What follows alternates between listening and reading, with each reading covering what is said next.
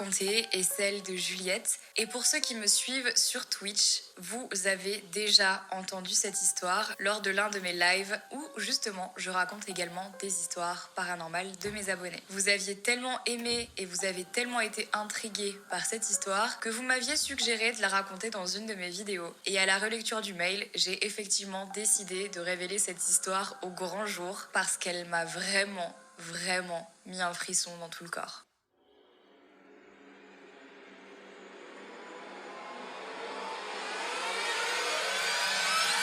Juliette est en couple avec son petit copain. Après quelques temps passés ensemble, ils décident d'emménager dans le même appartement. Ils se mettent donc en recherche d'un nouveau foyer. Lors d'une visite, ils tombent sur un appartement du XVIIIe siècle, très à l'ancienne, avec une poutre en bois et une large cheminée. Et son copain, étant historien, a tout de suite craqué sur cet appartement. Durant la visite, Juliette se dirige vers le couloir qui mène à la chambre. En y arrivant, elle a ressenti une énorme vague de froid lui traverser le corps et ses mains ont commencé à trembler. Elle décide de ne pas en parler à son copain et comme le temps pressait, que la rentrée était toute proche, même si elle avait eu ce sentiment dans ce couloir, ils étaient quand même tous les deux assez enthousiastes à l'idée de prendre cet appartement qui leur plaisait globalement à tous les deux et donc ils ont décidé de signer le bail. Malheureusement, après avoir emménagé dans cet appartement, cette sensation devenait réellement de plus en plus insupportable pour Juliette. Elle se sentait vraiment constamment opprimée et très mal dans ce fameux couloir. Elle m'explique que depuis toute petite, elle a pour habitude de se lever toutes les nuits pour aller aux toilettes, mais que depuis qu'elle habite dans cet appartement, parce que oui, elle y habite toujours, elle est incapable d'aller aux toilettes la nuit, tellement elle est paralysée par le froid en fait. Et je pense aussi un peu par la peur finalement d'aller dans ce couloir, puisque vous vous en doutez, les toilettes sont dans ce couloir. C'est à la suite de nombreuses infections urinaires, sûrement dues au fait qu'elle n'allait plus aux toilettes durant la nuit, qu'elle décide malgré tout d'en parler à son copain, à qui justement elle ne voulait pas trop en dire jusque maintenant parce qu'il est très cartésien, très terre à terre et qu'elle avait peur finalement qu'il se moque de lui et malheureusement c'est ce qui est arrivé. Il ne l'a pas du tout prise au sérieux et lui a dit qu'elle se faisait un petit peu des films. Quelques mois après avoir emménagé dans l'appartement, ils ont décidé d'adopter un petit chat. Ce chat passait des heures à miauler dans le couloir en regardant la trappe qui se trouvait au plafond. Oui,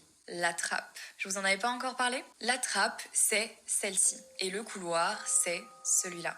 Le chat se mettait sous la trappe et miaulait pendant des heures. Si bien que le copain de Juliette lui a proposé d'ouvrir la trappe pour avoir le cœur net et pour savoir ce qui se cachait à l'intérieur. Mais Juliette avait un très mauvais pressentiment et lui a ordonné de ne pas ouvrir cette trappe. Quelques temps plus tard, en rentrant du travail, Juliette tombe nez à nez avec le chat qui était justement dans le couloir, mais il n'avait pas du tout un comportement habituel. Il avait le poil tout hérissé, les oreilles baissées. Juliette s'est approchée pour tenter de voir comment le chat se portait. Elle a essayé de le caresser et là, le chat a feulé et l'a griffé avant de partir en courant. Il n'avait jamais été agressif auparavant. Et en voulant allumer la lumière du couloir, elle se rend compte que l'ampoule avait explosé. Elle ne s'en était pas du tout rendue compte avant. À partir de cet événement, la sensation de froid qu'elle avait constamment s'est évaporée. Mais en revanche, elle a commencé à faire des cauchemars très fréquents. Et elle rêvait toujours de la même chose. Un enfant qui l'appelait à l'aide et qui pleurait. Une nouvelle fois, elle finit par en parler à son copain qui lui avoue que le jour où ils ont eu cette discussion à propos de la trappe, il ne l'a pas écoutée et il l'a ouverte. Apparemment, il voulait rassurer Juliette et il s'est rendu compte qu'il n'y avait que de la poussière là-haut dans les combles, rien de plus. Quelques semaines plus tard, Juliette se fait réveiller par un bruit qu'elle entend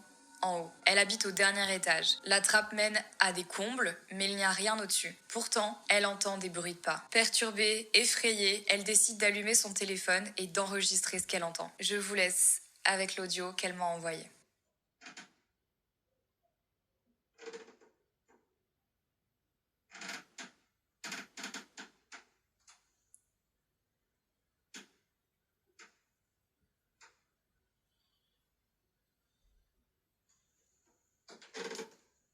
Vous ne rêvez pas, on entend bel et bien des bruits de pas. Et visiblement, ce son a duré pendant plus de 10 minutes et Juliette ne s'est jamais rendormie cette nuit-là.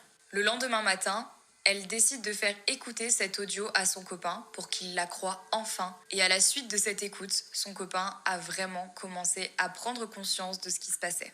Il s'est rendu compte que Juliette n'était pas folle, qu'elle ne se faisait pas de film et qu'il y avait bel et bien quelque chose dans les combles. Historien, il a donc accès à quelques archives et ils ont donc décidé de faire des recherches quant à l'appartement et l'immeuble dans lequel ils habitaient. Ils ont découvert qu'un incendie avait eu lieu et que toute la famille qui logeait dans cet appartement s'en est sortie saine et sauve. Pourtant, ils ont retrouvé dans les combles le cadavre d'un enfant carbonisé par les flammes. Et ce qui est le plus étrange dans cette histoire, c'est que cet enfant ne faisait pas partie de la famille. Personne ne sait qui il est, d'où il vient et surtout qu'est-ce qu'il faisait là. C'est quand même une sacrée coïncidence que Juliette fasse justement des rêves avec un enfant qui l'appelle à l'aide et qui pleure et que cette histoire ressorte dans les archives. Aujourd'hui, il cherche un nouvel appartement puisqu'il ne souhaite plus vivre ici. Elle m'a demandé s'il était préférable de prévenir les prochains locataires et comment aider finalement l'esprit ou l'entité qui habitait encore cet appartement. Et j'avoue moi-même que je trouve cette histoire très